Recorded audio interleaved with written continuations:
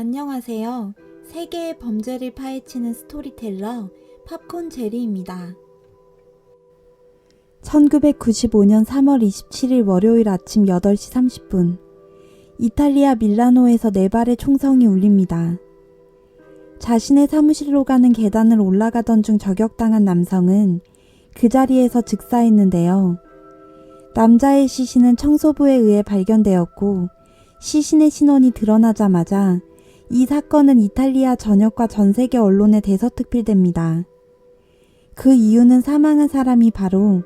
명품 브랜드 구찌의 회장이었던 마우리치오 구찌였기 때문입니다. 1897년 런던 사보이 호텔에서 일하던 구찌의 창립자 구찌오 구찌가 상류층 손님들의 고급스러운 가방에서 영감을 얻어 고향 피렌체로 돌아간 후 가죽 공방 기술을 배워 1921년 자신의 이름을 딴 가죽 가방과 자파들을 판매하는 첫 번째 구찌 매장을 오픈한 뒤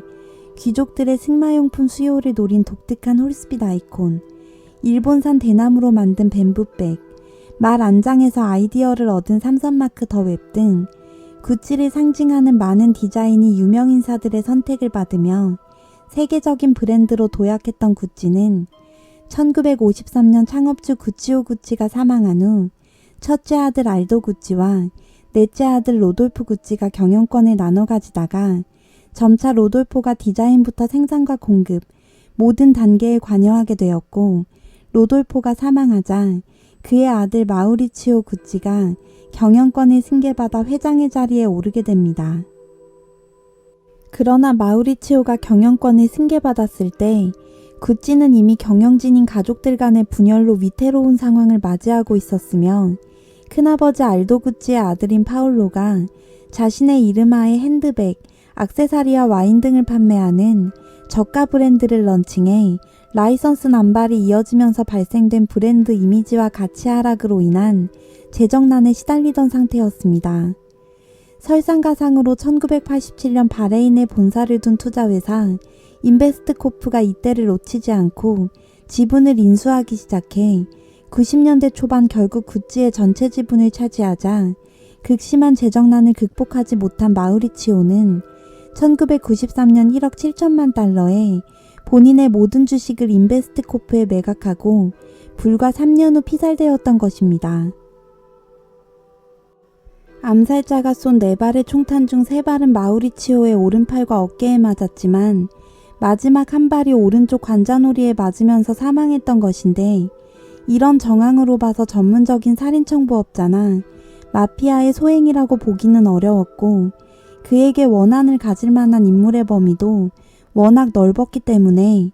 경찰들은 2년 동안 용의자를 좁혀나가지 못해 수사에 난항을 겪었습니다.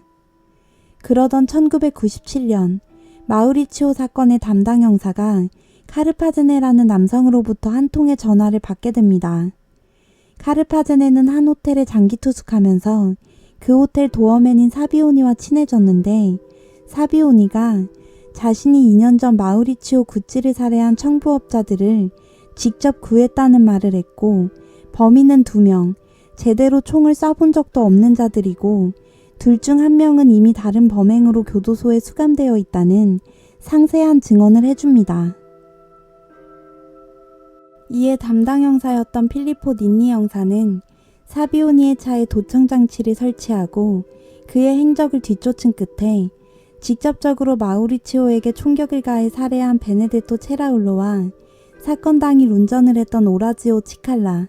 그리고 그들의 대화에서 언급된 피나라는 여성 점성술사의 정체에 대해 파악하게 됩니다.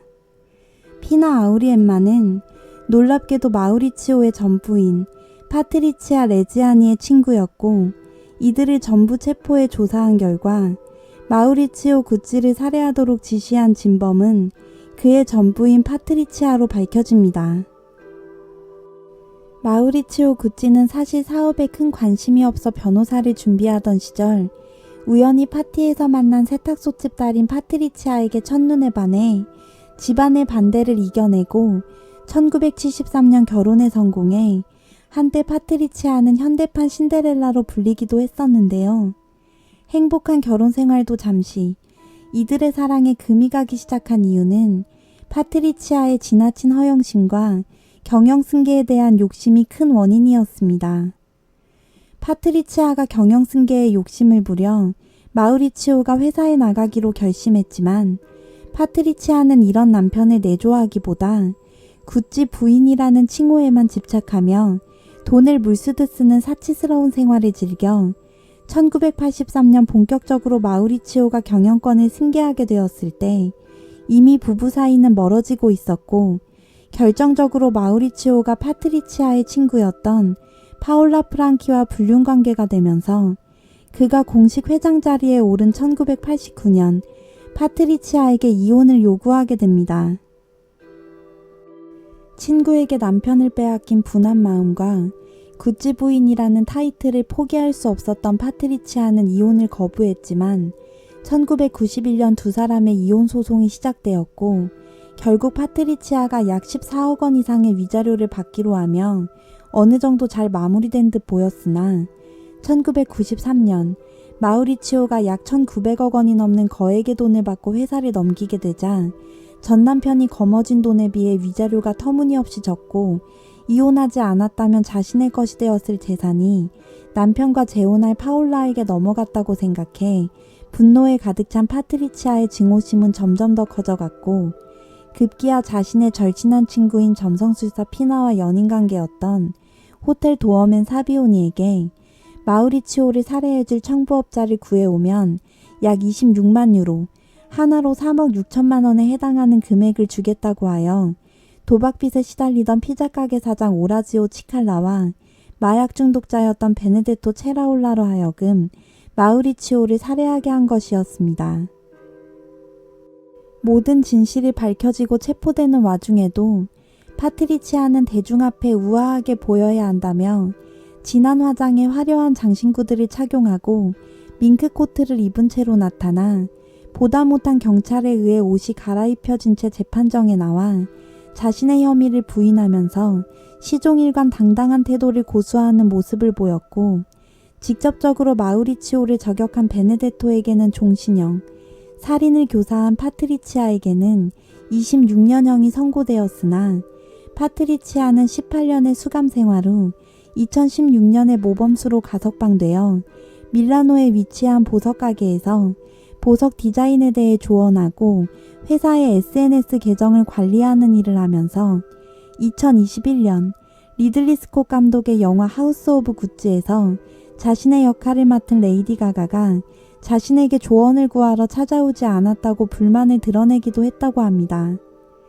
그녀는 남편이 죽은 후 자신에게 감옥 생활은 낙원이었고 그 어느 때보다 평화로운 나날이었다면서도